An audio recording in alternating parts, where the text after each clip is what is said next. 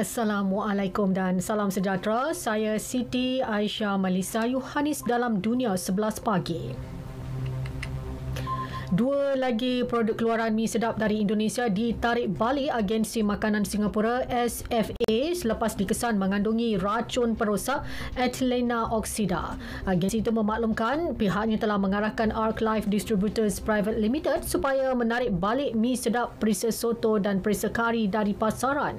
Khamis lepas, SFA mengarahkan Sheng Sheng F&B Industries Private Limited menarik balik dua produk mi sedap perisa Korean Spicy Soup dan Korean Spicy Chicken.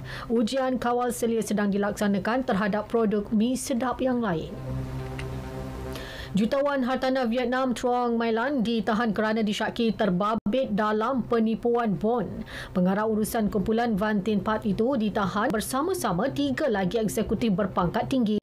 Mereka disiasat atas dakwaan menerbitkan bon syarikat yang didagangkan secara haram. Menurut kenyataan Kementerian Kesihatan Awam, aset syarikat akan dirampas. Kumpulan Van Tin Pat diasaskan pada 1992. Portfolio hartanahnya termasuk pangsa puri dan hotel mewah selain restoran. Individu terkaya di dunia Elon Musk mencadangkan Taiwan menyerahkan sebahagian wilayahnya kepada China. Beliau berpendapat walaupun tidak dapat mengembirakan semua, cara itu dapat menyelesaikan ketegangan antara kedua-dua pihak. China telah menawarkan model autonomi satu negara dua sistem kepada Taiwan seperti yang dilaksanakan di Hong Kong. Tetapi ia ditolak semua parti politik arus perdana di Taiwan dan tidak mendapat sokongan awam. Ini terutama selepas Beijing menguatkuasakan Undang-Undang Keselamatan Negara yang sukar di bandar tersebut pada 2020. Korea Utara melepaskan dua lagi peluru berpandu balistik. Ia merupakan yang ke-7 dalam tempoh beberapa hari.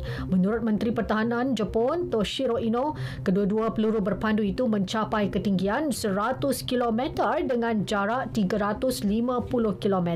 Peluru berpandu kedua dilepaskan 6 minit selepas yang pertama kira-kira pukul 1.47 minit pagi waktu tempatan.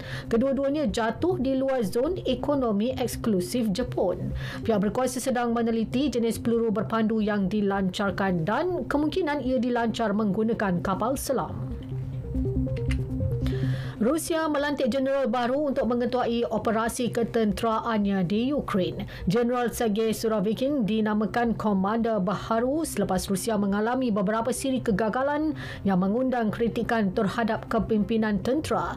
Surovikin berusia 55 tahun, mempunyai pengalaman pertempuran dalam konflik 1990-an di Tajikistan dan Chechnya dan baru-baru ini di Syria. Nama komander terdahulu tidak pernah didedahkan secara rasmi. Namun beberapa media Rusia melaporkan individu itu ialah Jeneral Alexander Varnikov, seorang jeneral perang Chechnya kedua dan komander Rusia di Syria.